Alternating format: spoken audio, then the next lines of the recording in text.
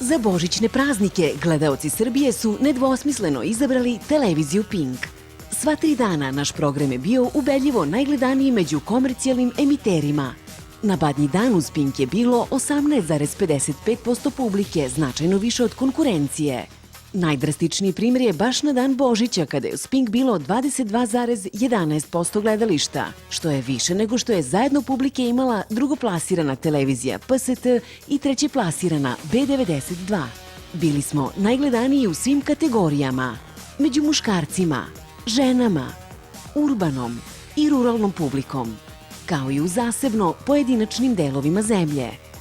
Bili smo najgledaniji i u kategoriji publike od 18 do 49 godina i u toj kategoriji koje pojedine televizije ističu kao najbitniju, istovremeno smatrajući nebitnom publiku mlađu od 18 i stariju od 49 godina, Pink je bio ubedljivo najgledaniji sa udelom od 20,40%. Najgledanija emisija bila je Božićni magazin In, koji je pratilo 1.972.000 gledalaca. Zvezde Granda gledalo je 2.451.000, a Malu nevestu 1.454.000 gledalaca. U top 20 ušle su emisije Nacionalni dnevnik, Kursadžije i filmovi Došlo doba da se ljubav proba i Kad neveste zarate. I drugog dana Božića publika je izabrala Pink, koji je imao udeo od 20,53%.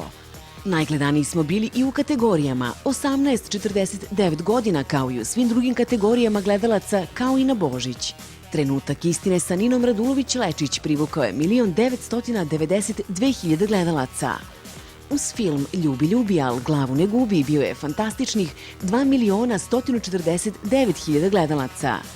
A prvo izdanje novog talk showa U ringu sa Vojom Nedeljkovićem pratilo je 1.736.000 gledalaca.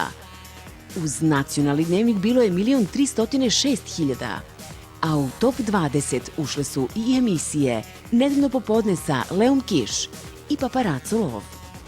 Televizija Pink i u novoj 2012. godini izbor gledalaca Srbije. Hvala na poverenju.